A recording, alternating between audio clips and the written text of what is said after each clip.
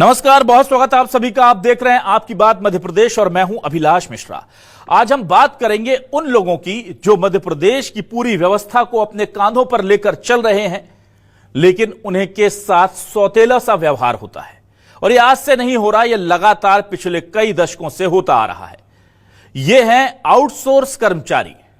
कहने को लगता है कि शायद कुछ ऐसे लोग होंगे जो जब जरूरत हो बाहर से आकर के ठेके पर काम करते होंगे।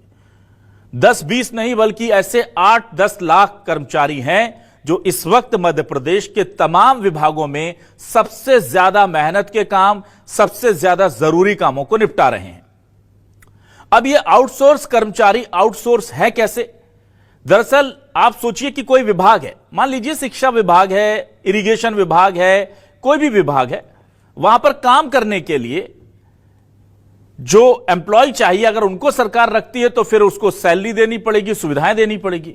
तो कहा भाई एक काम करो, कंप्यूटर का जितना भी काम है ठेके पे दे दो। मतलब प्रिंटिंग से लेकर मेल का जवाब देने से लेकर के नोटिस बनाने से लेकर प्रेस रिलीज बनाने तक का सारा काम ठेके पर दे दिया गया। और ठेके पर देने वाले लोगों को कलेक्टर जो न्यूनतम मजदूरी तय करता है, जो मजदूरों की, हमालों की न्यूनतम वेतन होता है, उसके आधार से थोड़ा बहुत ऊपर नीचे 1500 रुपए करके एक न्यूनतम मजदूरी कर दीजिए। ठीक है भाई, अब लोग बेरोजगार हैं तो इसमें भी आ गए। पर समस्या यह है कि उनके साथ लगातार मजाक हो रहा। एक तो जो कलेक्टर ने न्यूनतम मजदूरी तय की है वो भी नहीं मिल रही, ऊपर से मजाक और हद तो तब हो गई जब केंद्र ने अपने कर्मचारियों का महंगाई भत्ता 3% बढ़ा दिया। केंद्रीय कर्मचारियों की सैलरी कितनी है, किसी से छिपी नहीं है। 3% उनकी अगर सैलरी बढ़ती है तो हजारों में बढ़ती है। फिर राज्य सरकारों ने भी अपने कर्मचारियों का महंगाई भत्ता 3% बढ़ा दिया।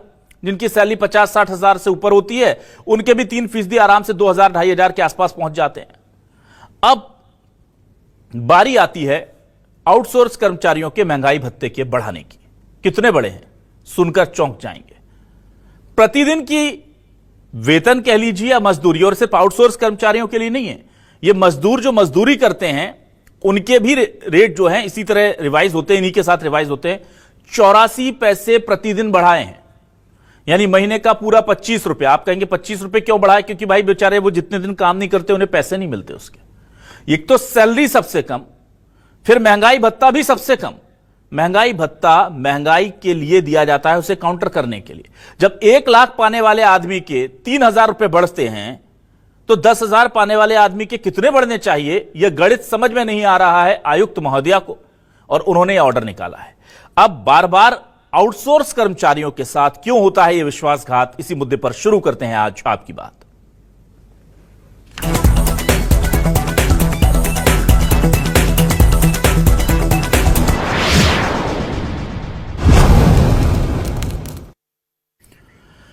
वासुदेव शर्मा ने क्या कहा है, ये है अध्यक्ष हैं आउटसोर्स अस्थायी आउटसोर्स कर्मचारी मोर्चा के। आपको बता दें, उनसे पूछते हैं, उनसे जानते हैं कि आखिर ये समस्या क्या है। सबसे पहले उनका बयान सुनिए, किस तरह से मजाक बनाया गया है मजबूरी का, आउटसोर्स कर्मचारियों का और मजदूरों का, ये सुनिए।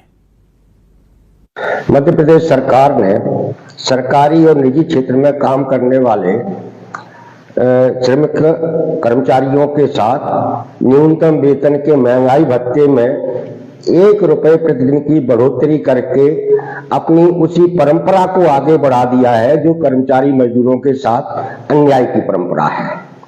एक तो 10 साल बाद मध्य प्रदेश में न्यूनतम वेतन रिवाइज हुआ था।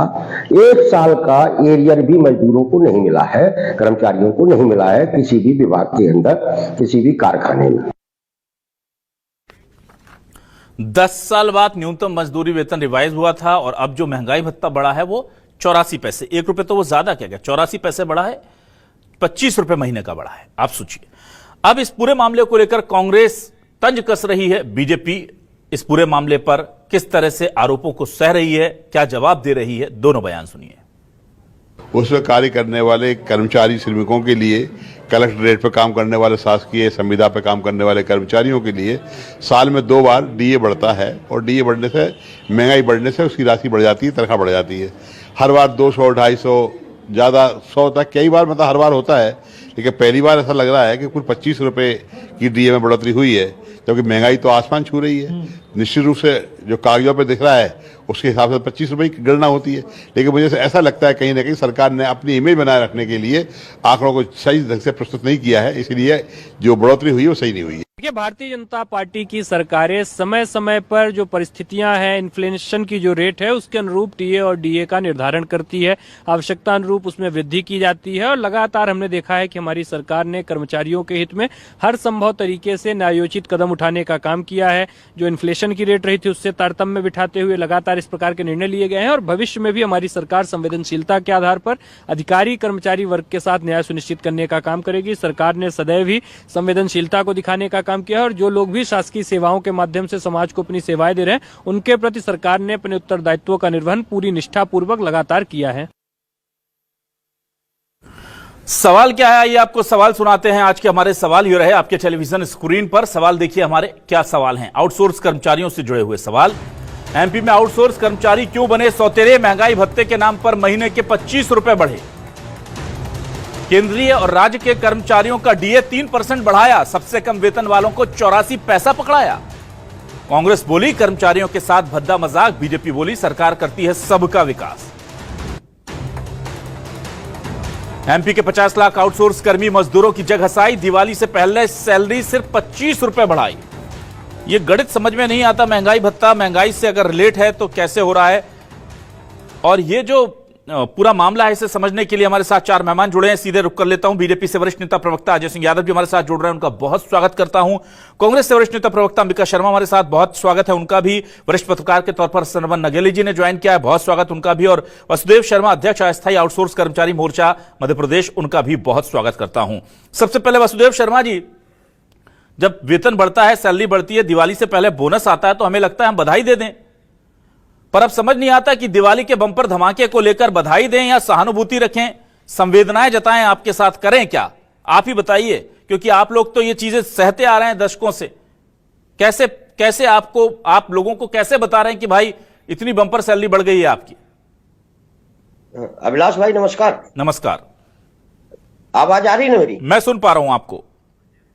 देखिए, ये बात सच है कि मध्य प्रदेश का आउटसोर्स अस्थायी कर्मचारी और कारखाने का भी मजदूर अक्टूबर में बढ़ने वाले महंगाई भत्ते का इंतजार कर रहा था। उसे ये उम्मीद थी कि जब उत्तर प्रदेश में सफाई कर्मचारी का वेतन 16,000 हो गया है तो मध्य प्रदेश सरकार इस बार दिवाली से पहले महंगाई भत्ता में अच्छी बढ़ोतरी करेगी।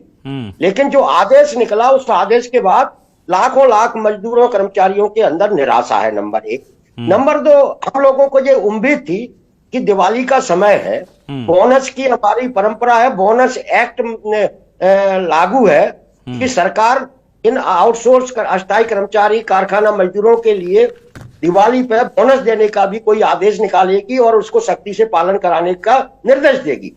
उसके बारे में अभी तक सरकार ने नहीं सोचा है। ये जो 84 पैसे की बढ़ोतरी हुई है, जो निश्चित रूप से हम उन लाखों लोगों के साथ बड़ा मजाक है, और ये मजाक ही नहीं है बल्कि जो आउटसोर्स कर्मचारी है, अस्थायी कर्मचारी है, सरकार का महत्वपूर्ण काम करता है, यह कर्मचारी सरकार की चेतना से बाहर चला गया है। अभी हम बीजेपी के प्रवक्ता को सुन रहे थे, उन्होंने कि हमारी सरकार की चेतना में सारे सरकारी कर्मचारी है। इनके पास भाई साहब सरकारी कर्मचारी है ही नहीं, अधिकारी इनके पास पूरे हैं, पुलिस के कर्मचारी हैं इनके पास एक कंप्यूटर ऑपरेटर नहीं है, इनके पास एक वाहन चालक नहीं है, एक सफाई कर्मचारी नहीं है, इनके पास में एक व्यावसायिक शिक्षक नहीं है, इनके पास में माली नहीं है, ऐसे जो तृतीय चतुर्थ श्रेणी के कर्मचारी है, इनके पास में बिजली पहुंचाने वाले लोग नहीं है, इनके पास बिजली पैदा करने वाले लोग नहीं है। तो पूरा क्लास 4 और क्लास 3 इनने 20 साल में खत्म कर दिया है, पूरा सारे का सारा ठेके पर दे दिया है, उसका सारे के सारे का कंपनीकरण कर दिया और उन्हीं के साथ ये अन्याय कर रहे हैं। दुर्भाग्य की बात है कि पंचायतों में जो कर्मचारी है, घर घर पानी पहुंचाते हैं, उनको 3,000 रुपए देते हैं। स्कूल और छात्रावासों में बच्चों की देखभाल करते हैं, उनको 5,000 रुपए देते हैं, 20 साल दे रहे हैं। क्या इन लोगों को सरकार का जो न्यूनतम वेतन है, जो 12,125 रुपए आज की डेट में, ये इनको नहीं मिलना चाहिए। तो एक कमी तो मध्य प्रदेश में यह है कि जो सरकार का खुद का न्यूनतम वेतन है उसको भी ये मध्य प्रदेश में लागू नहीं करा पाए हैं क्षेत्र में।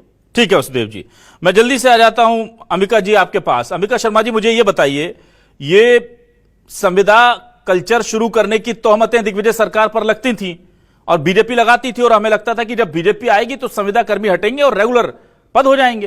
तो वो तो एक कदम आगे चली गई। आपने तो संविदा में फिर भी कुछ रखा था कि कुछ मांग सकते हैं, वो आंदोलन फांदोलन कर सकते हैं, कुछ तो कर सकते हैं। ये तो पूरे ठेके पर ही सिस्टम चला गया। अच्छा, वो चला भी गया तो ठीक है, आपने नियम बना लिया, वो भी चलो मान लेते हैं, पर ये 84 पैसे बढ़ा रहे हैं। और जितना मुझे पता है कि महंगाई भत्ता महंगाई के अनुरूप बढ़ता है, ये 84 पैसे किस लिहाज से बढ़ गया? देखिए, मुझे इस अवसर पर एक कविता याद आ रही है कि अटपट राजा झटपट न्याय, झटपट करता अटपट न्याय। ये पूरी जो मध्य प्रदेश की सरकार है, ऐसा लग रहा है जैसे मानसिक दिवालियापन के दौर से गुजर रही हो। ये 84 पैसे एक भिखारी भी नहीं लेता है। एक इस प्रकार से इन्होंने आउटसोर्स कर्मचारियों का अपमान किया है, मजाक उड़ाया है। ये इतिहास की बड़ी शर्मनाक घटना है।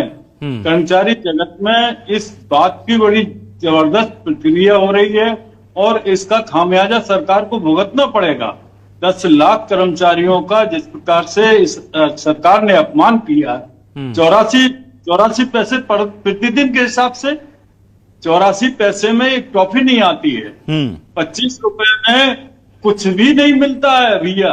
25 रुपए केवल आपने माने मध्य प्रदेश के आउटसोर्स कर्मचारी के प्रतिमाह रुपए बढ़ाए हैं। ये कितना बड़ा आप मजाक कर रहे हैं। जो न्यूनतम वेतन होती है, जो एक नियमानुसार या मानवीय आधार पर मिलना चाहिए, उससे भी कितनी गई गुजरी स्थिति आपने पैदा कर दी।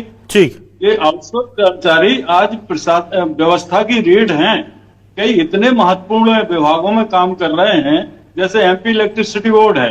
ये आउटसोर्स कर्मचारी खंबे पर चढ़ के अपने जीवन को जोखिम में डालकर काम करते हैं।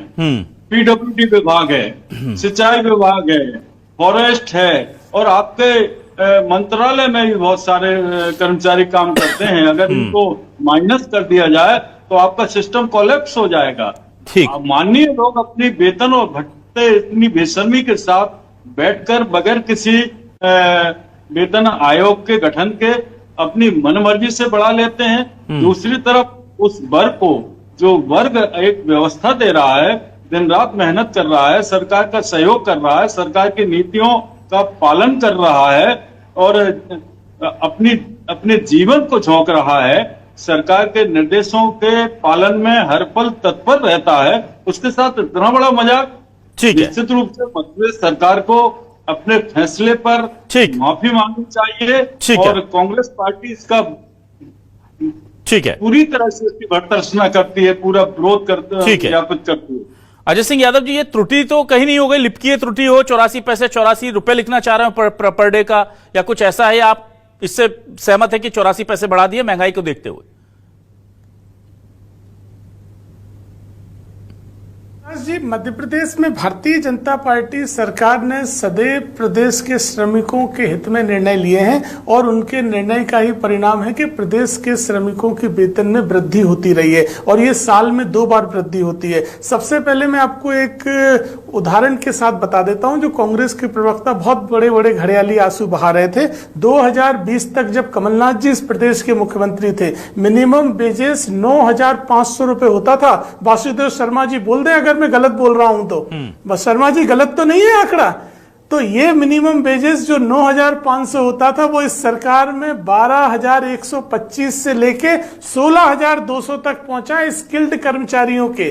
तो इस सरकार ने कितनी भारी वृद्धि की है 4 साल के अंदर, आप देख सकते हैं। पिछले वर्ष 2024 में 1 अप्रैल को मध्य प्रदेश के सभी श्रमिकों की वेतन में 25% की वृद्धि सरकार द्वारा सीधे की गई थी, जिसको न्यायालय में चुनौती दी गई थी और सरकार द्वारा उस न्यायालय के स्टे को भी हटवाया गया और दिसंबर 2024 से वो 25% बढ़ी हुई वेतन सभी कर्मचारियों को मिलना प्रारंभ हुई। तो ये कहना कि सरकार वेतन नहीं बढ़ा रही है, इससे बड़ा झूठ नहीं हो सकता है। तो अंबिका जी 9,500 ज्यादा थे कि 16,200 ज्यादा है जिसमें कर्मचारी काम करते थे आपकी सरकार में, उन्हीं खंभों पर, और वही जो सफाई कर्मचारियों की आप बात कर रहे थे। तो कांग्रेस पार्टी तो एक घड़ियाली आंसू ना बहाए। मध्य प्रदेश में भारतीय जनता पार्टी सरकार सदैव कर्मचारियों के हित में निर्णय लेती है और प्रत्येक वर्ष में 2 बार वेजेस रिवाइज होते हैं। इस वर्ष क्योंकि महंगाई इंडेक्स में वृद्धि कम थी, इसलिए इस तरह की विसंगति आई। लेकिन सरकार प्रयास कर रही है कि कर्मचारियों को कुछ लाभ मिल सके और इस दिशा में सरकार द्वारा श्रम मंत्रालय को निर्देश भी दिए जा रहे हैं और निश्चित ही इस मामले की समीक्षा की जाएगी ताकि कर्मचारियों को निश्चित ही वेतन वृद्धि का लाभ मिल सके। लेकिन कांग्रेस पार्टी और अन्य लोगों को ऐसे विषयों पर राजनीति नहीं करना चाहिए। साथ ही मध्य प्रदेश में चाहे केंद्र और राज्य की सभी गरीब कल्याण की योजनाएं, चाहे आयुष्मान योजना हो, प्रधानमंत्री आवास हो, राशन योजना हो, इन सब का लाभ भी इन श्रमिकों को मिलता है। अजय जी ठीक है, अजय जी योजना हो, अजय जी नहीं, बहुत सारी योजनाएं आपकी अच्छी योजनाएं हैं, बिल्कुल। कि सरकार सोच नहीं रही है, नहीं सोच रहे हैं। मेरा कुछ बेसिक सवाल है। पहली बात, आपने कहा कि महंगाई के अनुपात में होता है। सर, जिनकी सैलरी केंद्रीय कर्मचारियों की 1 लाख है उनका 3% आप बढ़ाते हैं, जिनकी सैलरी 50 से 60 हजार है राज्य कर्मचारियों का उनका 3% बढ़ाते हैं, और जिनकी सैलरी 12,000 है आप कह रहे हैं उनका आप 84 पैसे बढ़ाते हैं। सर, तो आपको लगता नहीं है कि यह अनुपात भी बहुत ही ज्यादा दोगले चश्मे से देखा जा रहा है? अरे जो कमजोर है, जो जिसके पास कम पैसा आता है, उसका तो 6-8% बढ़ाना चाहिए। ये तो नैतिक सिद्धांत है, उसके तो बिल्कुल अपोजिट हो गया ये ऑर्डर देख के मैं भी हैरान था। देखिए अभी जी अभिलाष जी, भारतीय जनता पार्टी सरकार तो सदैव अंत्योदय और गरीब कल्याण के तहत चलती है, इसीलिए हमारी सरकार ने पिछले साल सीधी 25% वेतन में वृद्धि की थी। और इस तरह एक मिनट अजय जी आप ये नहीं बताते, एक मिनट अजय जी बना हुआ है 9 साल बाद की थी। अजय जी अब आप फिर जो बात डिटेल निकलवा लेंगे मुझसे। नहीं, बिल्कुल नहीं, 9 साल बाद अभिलाष जी ये भी गलत तथ्य दिया जा रहा है। ये भी गलत। वसुदेव शर्मा जी 6 महीने में वेजेस रिवाइज होते हैं, वो महंगाई भत्ता रिवाइज। अजय जी बता दें 6 महीने में महंगाई भत्ता रिवाइज होता है ना 6 महीने में महंगाई भत्ता रिवाइज होता है। वेजेस आपने 9 साल से नहीं बढ़ाए थे, 9 साल बाद बढ़े थे 25%। वेजेस और महंगाई भत्ते को मिला के जी अभिलाष जी, 1 सेकंड का मेरा महंगाई भत्ता हर 6 महीने में बढ़ता है। इससे कुल वेतन में हर साल वृद्धि होती है, साल में 2 बार। वसुदेव जी आपके पास आऊंगा मैं, चलिए पहले जल्दी से मैं सरवन नगेली जी को। कितनी वेतन मिलती थी कमलनाथ जी के सरकार में? अरे अजय जी आप तो ऐसे बात कर रहे हैं जैसे कमलनाथ जी के पहले। अजय जी आप वहीं फंस गए। कमलनाथ जी से पहले किसकी सरकार थी प्रदेश में पता है ना आपको? तब घड़ियाली आंसू नहीं बहाए जा रहे थे। 1.5 साल की कमलनाथ सरकार को आप दोष दे सिंह की सरकार में तो 2,500 रुपए मिलते थे। मैंने तो अभिलाष जी इसीलिए दिग्विजय सिंह का नाम नहीं लिया। अच्छा क्या नहीं लिया? क्योंकि आप संविदा कल्चर को कोसने वाली बीजेपी, इसलिए यहाँ तक ना अजय जी अच्छा क्या नहीं लिया? संविदा कल्चर को कोसने वाली बीजेपी आउटसोर्स कर्मियों के लिए हमने 84 पैसे बढ़ा दिए, ये क्या करके श्रेय लेना चाहती है? अच्छा क्या नहीं किया? मैं सरवन नगेली जी के पास आता हूं। सरवन नगेली जी आपके पास। जी मैंने स्पष्ट तौर पे कहा कि सरकार इस मामले में संज्ञान ले रही है और अच्छी बात है। सर हमारी कोशिश यही है कि अगर कहीं ऐसा लगा है कि अन्याय हो गया या कुछ गड़बड़ हो गई, क्योंकि ये प्राइस इंडेक्स से जुड़ा हुआ मामला होता है। बिल्कुल नहीं, प्राइस इंडेक्स से इसलिए आपकी दलील स्वीकार नहीं है। प्राइस इंडेक्स के साथ ही रिवाइज होता है सर, क्योंकि प्राइस इंडेक्स में वृद्धि कम हुई है। अरे सर अजय जी आप फंसा देंगे अपनी सरकार को ऐसे बोलकर। सर प्राइस इंडेक्स में अगर वृद्धि कम हुई तो 3% डीए क्यों दे दिया आपने राज्य के कर्मचारियों और केंद्र के कर्मचारियों को? और यहां पर आपने 1% से भी कम ग्रोथ क्यों किया? आधे % से भी कम। देखिए अभी उनके लिए अलग प्राइस इंडेक्स है क्या? सरकार इस मामले में प्रयास कर रही है। ये ठीक है, आपकी दलील ये ठीक है सर। श्रम मंत्रालय ये ठीक है, आपकी दलील पहल करे और कर्मचारियों को लाभ मिल सके। ये बहुत अच्छी बात है। सिस्टम बता रहा हूँ, सिस्टम को सर सिस्टम ही तो सरकार के प्रयास। अजय जी वही तो मैं समझा रहा हूँ कि आपके आयुक्त श्रम मंत्रालय ने अजय जी वो सिस्टम फॉलो नहीं किया है जिसे केंद्र ने किया, जिसे राज्य ने किया। इंदौर में बैठी आपके आयुक्त महोदय ने उस सिस्टम को फॉलो करना भूल गई। यही तो मैं समझाने की कोशिश कर रहा हूं। मैं सरवन नगेली जी के पास आता हूं। सरवन नगेली जी, ये आउटसोर्स कर्मचारियों का मुद्दा मुझे केंद्र का अलग मैकेनिज्म होता है सर। राज्य ने भी 3% बढ़ाया है सर। अजय जी आप क्यों इसको इधर डाइवर्ट कर रहे हैं? देखिए नियमित कर्मियों का और नियमित कर्मी अब फिर आगे ना अब तो फिर क्यों बोल रहे थे इतनी देर से कि महंगाई के आधार पर रहता है? तो आपकी वो दलील खारिज आपने कर ली। मैंने आपसे कहा कि दोनों के मामले में मैकेनिज्म अलग होता है और दोनों के उसी मैकेनिज्म के हिसाब से वृद्धि। मैं जल्दी सरवन नगेली जी, बहुत बड़ा वर्ग है, 8 से 10 लाख आउटसोर्स कर्मचारी तो सरकारी विभागों में लगे हुए हैं। मजदूरों को जोड़ दें तो 50 लाख कर्मचारी हैं। 5-5 परिवारों को जोड़ दें तो ये 2-2.5 करोड़ लोग, मतलब 4-5 करोड़ लोगों का मामला है ये। और इसकी 84 पैसे बढ़ाना सरकार, क्या इसको आपको लगता है कि सरकार को इसमें सुधार करना चाहिए? दिवाली से पहले वो बोनस की उम्मीद कर रहे थे, अब वो चेहरा छिपाते फिर रहे हैं, जग हंसाई हो रही है उनकी। हाँ, देखिए माननीय अभिलाष जी, ये बात सही है कि जो आपने तथ्य रखे हैं कि 84 पैसे बढ़ाए हैं, ये महंगाई के अनुरूप तो नहीं है। महंगाई के अनुरूप तो ज़्यादा जाना चाहिए था। अब सरकार की वित्तीय स्थिति क्या है, सरकार ने किस तरह का उसका अपना एक पूरा उसका एक्सरसाइज करने के बाद ये रेट तय किए, ये सरकार के लोग जाने, सरकार के लोग इसका अपना उत्तर दें। प्रदेश के श्रम मंत्री माननीय प्रहलाद पटेल जी उत्तर दें, मध्य प्रदेश के मुख्यमंत्री माननीय मोहन यादव भी उत्तर दें। लेकिन जहाँ तक जो मेरी समझ है, ये उचित नहीं है संविदा कर्मचारियों के साथ में। अब इसमें 2-3 विषय हैं माननीय अभिलाष जी। पहला तो ये है कि संविदा कर्मचारियों की जो सेवा शर्तें रहती हैं और वेतन, वो जो नियमित कर्मचारी होते हैं केंद्र सरकार के या राज्य सरकारों के, उसके वो अनुकूल नहीं होते, उससे मैच नहीं कर सकते। वो ना मैच होने की उसकी कोई मतलब संवैधानिक वो स्थिति नहीं है। एक दूसरा, जो अभी जो रेट बढ़ाया है, जो दर बढ़ाई है, वो सरकार ने बहुत कम बढ़ाई है, ज़्यादा बढ़ाना चाहिए। हालांकि ना केवल मध्य प्रदेश सरकार बल्कि माननीय मोदी जी हमेशा कहते हैं गरीबों की सरकार है। मध्य प्रदेश के मुख्यमंत्री डॉक्टर मोहन यादव ने कहा कि गरीबों की सरकार है, और केंद्र सरकार की अनेक योजनाएं हैं और मध्य प्रदेश की भी हैं। मैंने अभी बीच में लेबर मिनिस्टर से एक बार बात की थी, प्रहलाद पटेल जी से, कि जो पूरे देश के मध्य प्रदेश के जो गिग वर्कर्स हैं, उनके लिए आप लोग उनके उत्थान के लिए क्या सोच रहे हैं।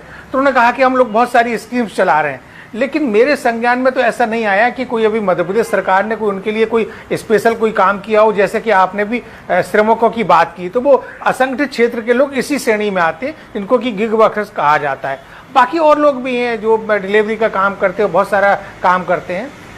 अब केंद्र की जो सरकार है, केंद्र की सरकार माननीय नरेंद्र मोदी जी और अमित शाह जी इस पर फोकस कर रहे हैं। कुछ उन्होंने एक अपना इस पर एक पूरा का पूरा मसौदा तैयार करने पर उसमें पहल भी चालू की है, लेकिन अब वो भी कब इम्प्लीमेंट होगा, क्या होगा, कहना मुश्किल है।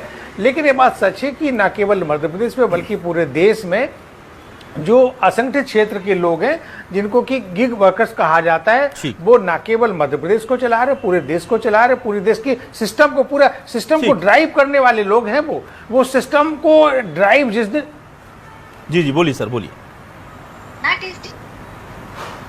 वो जिस दिन ड्राइव करना बंद कर देंगे, इस सिस्टम में बहुत सारी खामियां देखने को मिल जाएंगी। हालांकि ऐसा संभव नहीं है, लेकिन भाई अब आउटसोर्सिंग कर्मचारियों का भी अपना ऑर्गेनाइजेशन है, उनके भी संगठन है, उनके भी एसोसिएशन है, कभी भी कुछ भी कर सकते हैं वो। तो इससे सरकार को बचना चाहिए कि दीपावली के पहले कोई ऐसी परिस्थिति निर्मित ना हो, और उनके जो नेता हैं उनसे संवाद करें कि आपको क्या लगता है, उनके साथ विचार विमर्श करें, कंसल्टेशन करें, उसके बाद निर्णय लें।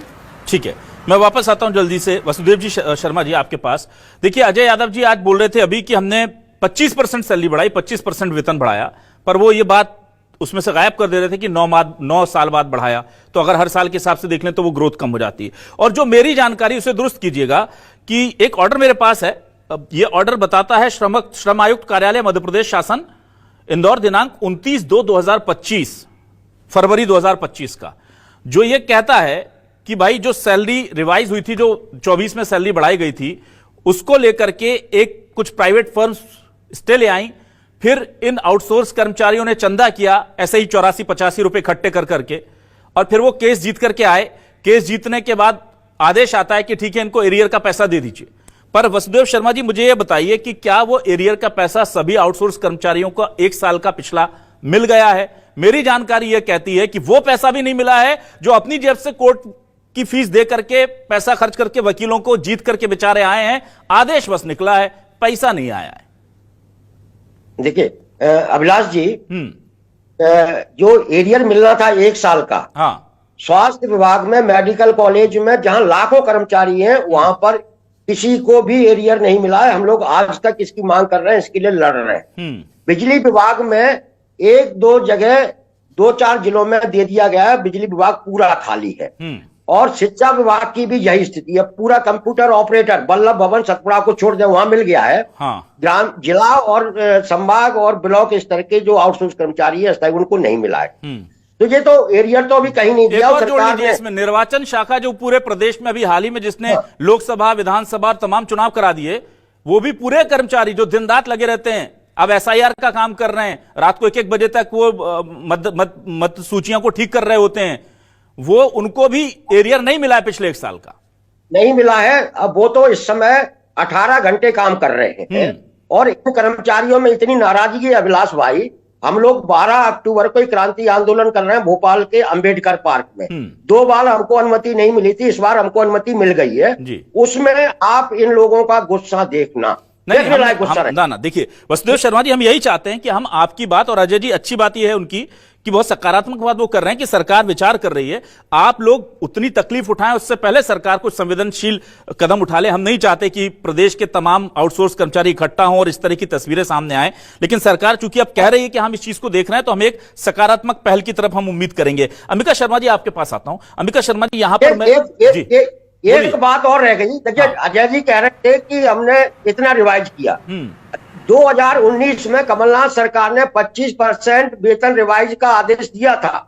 अच्छा। मूल वेतन मतलब इन्होंने बेसिक का 25% बढ़ाया तो 10 साल बाद बढ़ाया, और वो भी बेसिक का बढ़ाया, जबकि उसके महंगाई भत्ता नहीं जुड़ा, उसमें बहुत बड़ा नुकसान हुआ था। नंबर 2, मध्य प्रदेश के श्रम मंत्री और मुख्यमंत्री का आज तक कभी आउटसोर्स कर्मचारियों की बात नहीं की है। लागू कभी नहीं हुआ। बताइए कब लागू हुआ, बताइए। आप प्रस्ताव की बात मत करिए। कमलनाथ सरकार में कौन सा वेज रिवाइज लागू हुआ 25% वृद्धि का?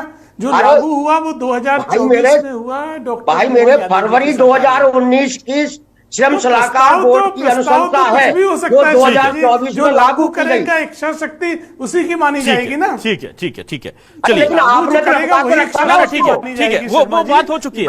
ठीक है, लटका के रखा ना ठीक है। और आपको मैं देखो, आप दिग्विजय सिंह के ज्यादा वो करते हैं।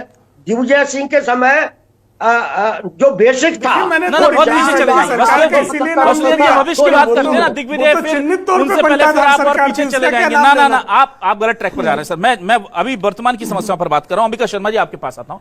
अंबिका शर्मा जी देखिए, बहुत सारी मांगे हैं। आज ही 1-2 दिन पहले उत्तर प्रदेश में, मैं बहुत अच्छे से अपने दर्शकों को छोटा सा डिफरेंस समझा दूंगा, आप समझ जाएंगे। मध्य प्रदेश में इस वक्त आउटसोर्स कर्मचारियों के लिए जो न्यूनतम दरें हैं, यानी कि कोई सफाई कर्मी है तो उसे मिनिमम 12,000 कुछ 100 रुपए मिलेंगे, और मैक्सिमम अगर आप बहुत स्किल्ड हैं और आप कंप्यूटर ऑपरेटर हैं या कुछ अच्छा काम करते हैं तो आपको 16,000 कुछ 100 रुपए मिलेंगे, यानी 12 से 16 का ब्रैकेट है। उत्तर प्रदेश में इसी काम के लिए 16,000 सफाई कर्मचारियों के लिए है, और अच्छा काम करते तो 20,000 है।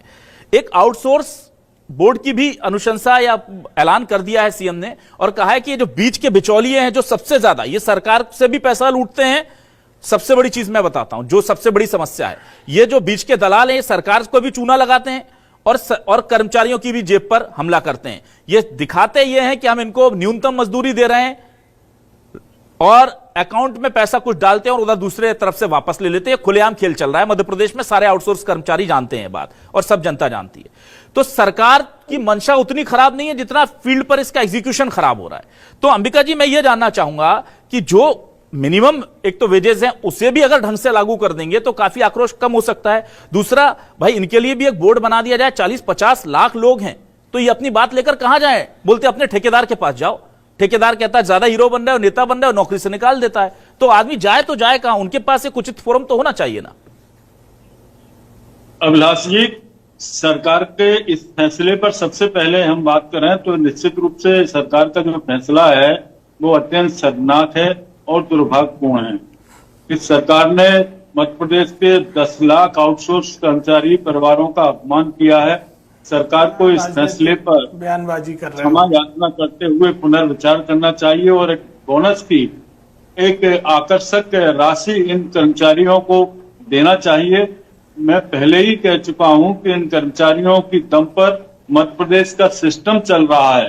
ये कर्मचारी अपने जीवन को पूरी व्यवस्था में भागीदारी करने के लिए अपने जीवन को झोंक रहे हैं, और इस प्रकार से आप 25 रुपए केवल माह में बढ़ा रहे हैं। दिवाली के अवसर पर कर्मचारी बड़े आसान्वित होते हैं कि हमको अच्छा बोनस मिलेगा, हमको अच्छी राशि सरकार से मिलेगी। उस भाव न केवल उस भावनाओं को इन्होंने चोट पहुंचाई है, बल्कि इन्होंने अपमान करके उनका मनोबल भी तोड़ा है। ये कर्मचारियों के साथ जो भी इन्होंने सरकार ने किया है, निश्चित रूप से सरकार को इस पर प्रायश्चित करके पुनर्विचार करना चाहिए और एक आकर्षक राशि सरकार को देना चाहिए। रहा सवाल ठेकेदारों के द्वारा उनका जो शोषण होता है, सरकार के नियंत्रण में सब कुछ है, इसकी समीक्षा करें।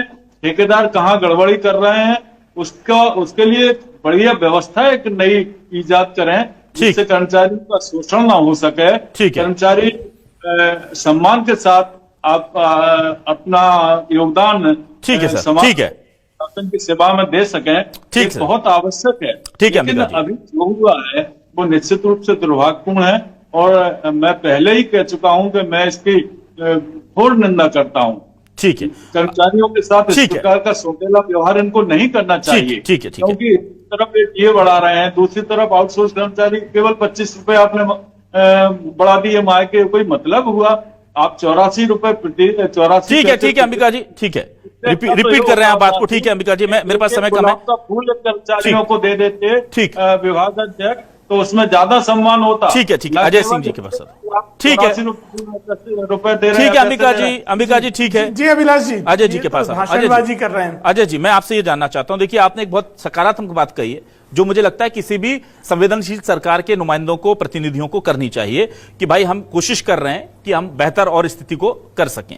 लेकिन यहां यह समस्या तो तात्कालिक है ही, पर आउटसोर्स कर्मचारियों की समस्याएं बहुत बड़ी हैं और वो बहुत पहले से कई सालों से आंदोलन कर रहे हैं और कुछ बहुत जायज मांगे हैं। वो जायज मांगे हैं कि जो आपने रेट लागू किया है, मेक श्योर कि वो पैसा उन तक पहुंच जाए। ये तो कोई गलत मांग नहीं है। सरकार भी चाहेगी भाई कि अगर हमने न्यूनतम रेट तय किया है तो वो बजाय ठेकेदारों की जेब में जाने की इनकी जेब में जाए। तो उन्हें इस बात का भरोसा दिलाने के लिए क्या सरकार की तरफ से कोई चीज होगी? और उत्तर प्रदेश और बाकी राज्यों में जैसे इनके लिए एक बोर्ड बना दिया गया है ताकि बिचौलियों और दलालों का काम खत्म हो जाए, उस दिशा में भी क्या सरकार सोचेगी संवेदनशीलता से? देखिए अभिलाष जी, भारतीय जनता पार्टी सरकार ने सदैव माना है कि अस्थायी संविदा कर्मचारी ये सरकार की रीढ़ की हड्डी हैं और ये हमारे परिवार के सदस्य हैं, इसमें कहीं कोई दो राय नहीं है और सरकार के सिस्टम में इनका बहुत अहम रोल है, ये हम स्वीकार करते हैं और सरकार ने सदैव इनके हित में निर्णय लिया है। 2-3 महत्वपूर्ण चीजें, एक आपने एरियर्स का विषय उठाया था, तो जब फरवरी में श्रम मंत्रालय द्वारा, श्रम विभाग द्वारा जो आदेश जारी किया गया था, उस आदेश में सभी विभागों को स्पष्ट निर्देश थे कि कर्मचारियों को पुरानी डेट से पूरा एरियर्स दिया जाए। अधिकांश जगह दिया जा चुका है, अगर किन्हीं स्थानों पे नहीं मिला है तो शर्मा जी संपर्क करेंगे तो हम पूरे प्रयत्न करेंगे उन कर्मचारियों को अजय जी आपके नॉलेज में बहुत विनम्रता से अजय जी एक मिनट, ये बहुत बड़ा मुद्दा है सर। 1 साल का एरियर जो सबसे ज्यादा कंजम्पशन वाले, जहां पर सबसे ज्यादा एम्प्लॉय है ना, शिक्षा विभाग, स्वास्थ्य विभाग, निर्वाचन शाखा, ये आप समझ लीजिए 70-80% लोगों को नहीं मिला है। सर एक बार आप इस चीज की समीक्षा करवा लीजिएगा। 70-80% पर लोगों को नहीं मिला। अभिलाष जी, मैंने आपसे स्पष्ट तौर पे कहा, मैंने आपसे स्पष्ट तौर पे कहा कि जो आदेश जारी हुआ था श्रम विभाग के द्वारा, उसमें स्पष्ट तौर पर सभी विभागों को निर्देश था, बिल्कुल था, मेरे पास है वो आदेश, मैंने पढ़ा है। और उसके बाद भी अगर किसी को नहीं मिला है, किसी को नहीं मिला है तो वो एरियर्स उसको मिलेगा, ये सरकार सुनिश्चित करेगी। साथ ही जो इस वेतन विसंगति का मामला है, ये हमारे परिवार के सदस्य हैं, सरकार इस मामले में सहानुभूति पूर्वक विचार करके हल निकालेगी और निश्चित ही प्रदेश के श्रमिकों, संविदा कर्मियों को राहत दिलवाएंगे और वेतन। मेरा एक सवाल और है, बहुत ओवरशूट कर गए, बस मैं शर्मा नगेली जी का 10 सेकंड का एक कमेंट लूंगा, फाइनल कमेंट। एक बहुत जरूरी सवाल है, वसुदेव जी सवाल आप देंगे तो जवाब भी लेना पड़ेगा। संघर्ष ना ठीक है, मैं शर्मा मध्य प्रदेश में एक कर्मचारी श्रमिक कल्याण समिति हुआ करती थी जिसके अध्यक्ष रमेश शर्मा होते थे। 2 साल से ये पद खाली पड़ा हुआ है, ये पद भरा होता है। ये सवाल आपका मैं शर्मा जी से ले लेता हूँ। नगेली जी देखिए, ये 50 लाख कर्मचारी, चाहे वो गिग्स वर्कर हो या, इस पे भी जल्दी सरकार कार्रवाई करेगी। मैं शर्मा नगेली जी आपके कोई एक ऐसी संस्था तो होनी चाहिए ना कि 50 लाख लोग अपनी समस्याओं को लेकर किसी की तरफ मुंह करके देख सकें और बोल सकें कि भाई ये समस्या है। अभी इनके पास कोई है नहीं, तो क्या आपको लगता नहीं कि जैसे यूपी सरकार ने बोर्ड बना दिया या जिस समिति की बात कर रहे थे वसुदेव शर्मा जी, ऐसी कोई व्यवस्था बना दी जाए ताकि इनके मन में भरोसा पैदा हो कि हमारी बात सुनने के लिए सरकार के पास एक कोई संस्था या हमारा कोई प्रतिनिधि है?